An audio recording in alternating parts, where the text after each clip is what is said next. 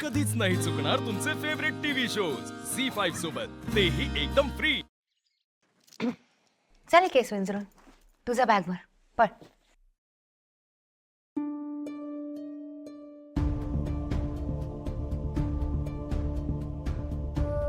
रीमा बाळा ये, मी तुला केस विंचरून देते। नाही, तू नको विचारूस माझे केस, तू माझं काहीच नको करूस, मी करते माझं माझं। आणि तू रोज का विचारतेस मला? मला नाही आवडत।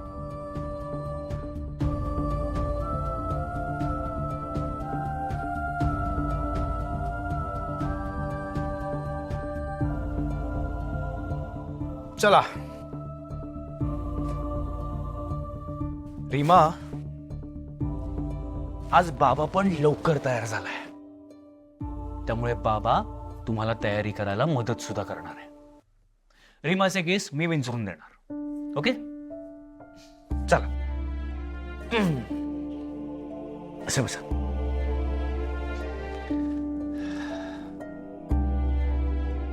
ईशा तुझी काही पुस्तकं माझ्या खोलीत आहेत, ये मी तुला देते। ये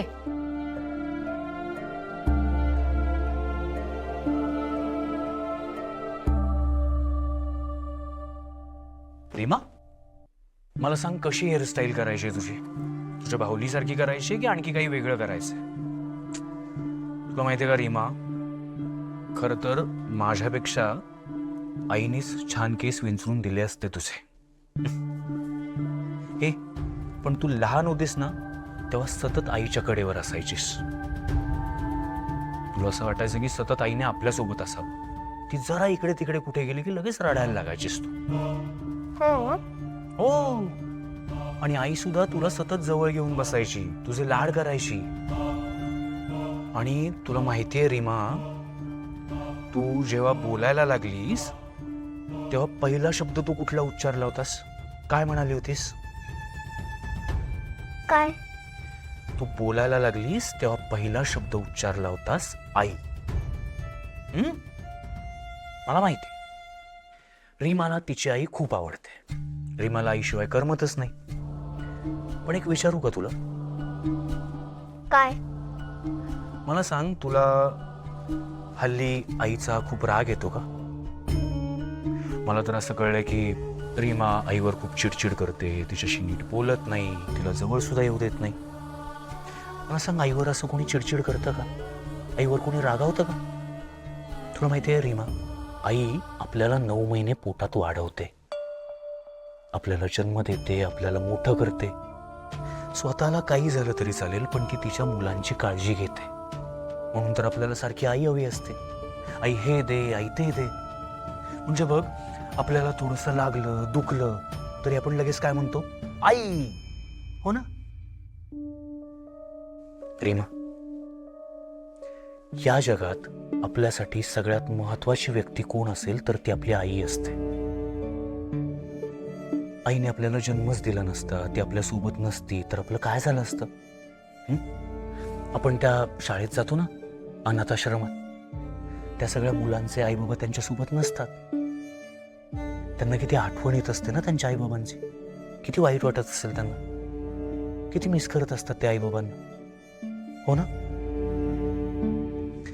आपली आई हे आपलं दैवत असतं रीमा।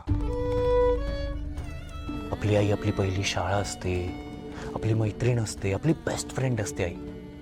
म्हणून तर जरा काही झालं तर आपण लगेच जाऊन कोणाला सांगतो? आईला।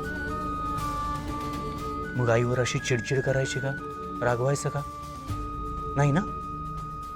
काय? आई दैवत असते, खरंय बाळा। अद्वैतने तुला जे काही सांगितलं ना ते अगदी खरंय। आई खरंच दैवत असते, म्हणजे देवबाप्पा असते। मी तर म्हणतो देवबाप्पाच्याही आधी आईची पूजा करायला हवी, कारण आईच आपल्यासाठी सगळं करते, हो की नाही? पण हे सगळं आपण कुणासाठी म्हणायचं सांग बरं? आपल्या सख्या आईसाठी, म्हणजे जिने आपल्याला जन्म दिलाय त्या आईसाठी। पण नेत्रा कुठे तुझी खरी आई आहे? ही आहे तुझी सावत्र आई, म्हणजे तिने तुला जन्मच दिला नाहीये, म्हणून तर ती तुझ्याशी अशी वागते, तुला सारखं ओरडते, तुझे लाडच करत नाही, हो की नाही? मी तुला सांगितलं होतं ना, तुझी खरी आई अद्वैतकडनं जो ऍक्सिडेंट झाला त्यात बिचारी देवाघरी गेली.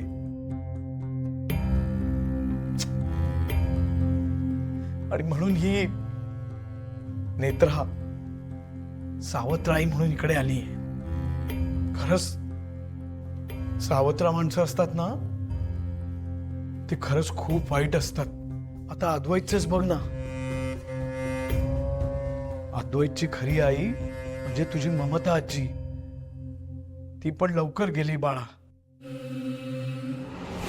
आणि मग रुपाली म्हात्रे ह्या घरात तुझी आजी म्हणून आली. रुपाली म्हात्रे तुझी मैथिली आजी आहे ना, अगदी तशीच दिसायची, पण ती तुझ्या बाबाची म्हणजे अद्वैतची सावत्राई होती ना, म्हणून ती त्याचा खूप छळ करायची. तिने ना त्याला मारायचा सुद्धा प्रयत्न केला होता, म्हणजे त्याचा जीव घ्यायचा प्रयत्न केला होता. खरंच? हो, अगदी खरं. आता मी तुला खोटं सांगेन का? आणि तरी तुझा विश्वास नसेल ना बाळा, तर तू घरात कोणालाही विचारून बघ, मग तुला कळेल. खूप वाईट असतात सावत्र माणसं, अगदी तुझ्या नेत्रा आईसारखी. म्हणूनच ती तुझ्याशी असं वागते, तुझे लाडच करत नाही, ईशाचे लाड करते आणि ईशावरच जास्त प्रेम करते, हो की नाही? रीमा, रीमा,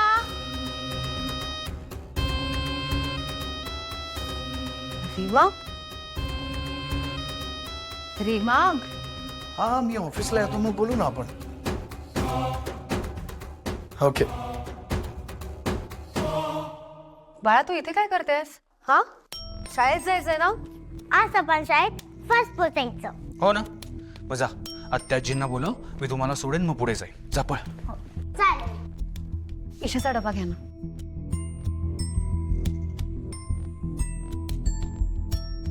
चल बाळा.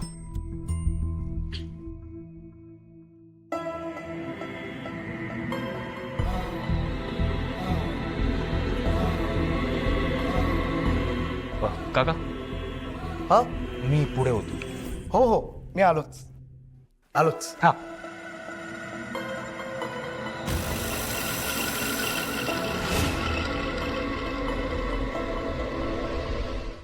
झी 5 ॲप डाउनलोड करा आणि पहा सर्व एपिसोड्स एकदम फ्री.